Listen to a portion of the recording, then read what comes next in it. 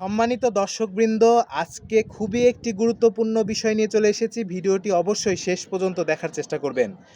ভিডিওটি কিন্তু খুবই গুরুত্বপূর্ণ, আপনাদের প্রয়োজনে আসতে পারে, এজন্য অবশ্যই ভিডিওটি শেষ পর্যন্ত দেখবেন।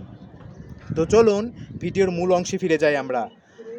এখন কিন্তু বিভিন্ন প্রতারক চক্র আপনার যদি বিকাশ এবং নগদ থেকে থাকে তাহলে কিন্তু তারা আপনাকে টার্গেট করবে, এবং আপনি যখন বিকাশ এবং নগদ নাম্বারে কোথাও যে যখন আপনি টাকা জমা করছেন, তারা করে কি, বিশেষ করে তারা সেখান থেকে ছবি উঠায় নেয় এবং পরবর্তীতে আপনাকে কল করে বলবে যে আপনি কি এই নাম্বারে এত টাকা ঢুকিয়েছেন।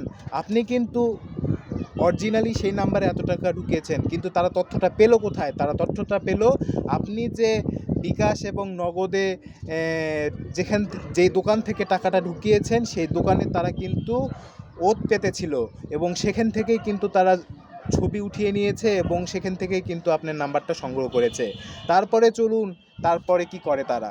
তারপরে আপনাকে ফোন করে বলবে যে আপনার নাম্বারটা আপডেট করতে হবে, আপনার কেওআইসি নাম্বারটি আপডেট করতে হবে, না হলে আপনার বিকাশ নম্বরটি বন্ধ হয়ে যাবে।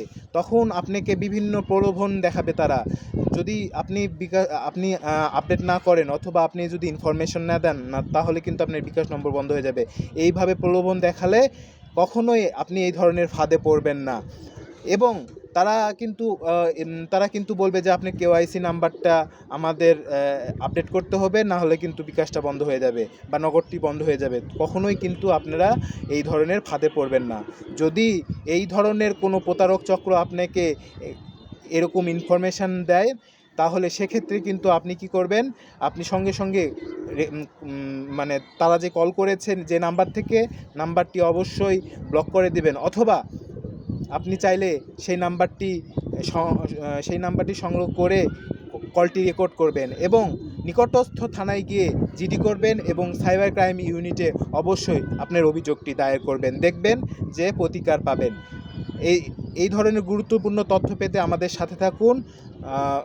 অবশ্যই ভালো ভালো ভিডিও আপনাদের জন্য উপস্থাপন করব। ধন্যবাদ সবাইকে, ভালো থাকবেন সবাই।